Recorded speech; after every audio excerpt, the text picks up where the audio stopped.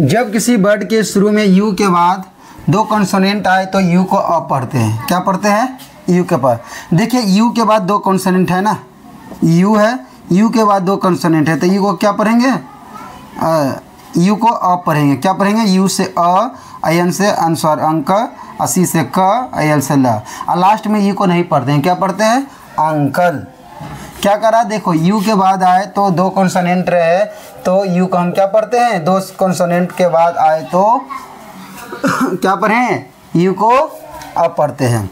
जिससे देखिए यू, उसके बाद दो कॉन्सोनेंट है ना, तो यू के बाद यदि जो दो कॉन्सोनेंट आ गया तो हमें यू को क्या पढ़ना है? अ पढ़ना है। तो यू को अ, आइए देखिए ल, दो कॉन्सोनेंट एक साथ में है तो हाफ पढ़ेंगे अल्टी, अल्टी, यू एल टी आई, अल्टी या में टी, क्या हो जाएगा?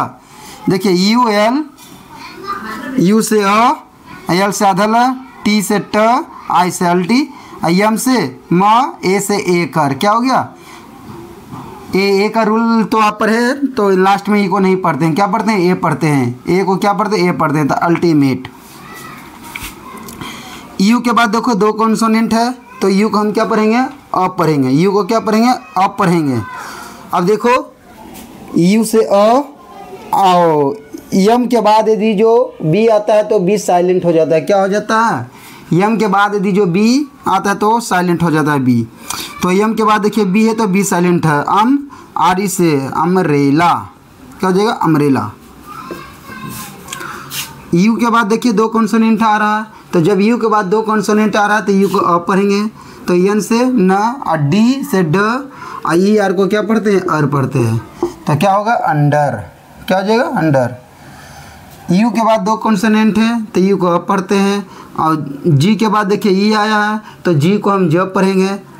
ये ग नहीं पढ़ना है। जी के बाद ई आता है तो जी को हम ज पढ़ते हैं। जी के बाद है ना, तो अर क्या हो गया? अ, और ये देखिए र, जी ई से जे, अधन ट, अर्जेंट।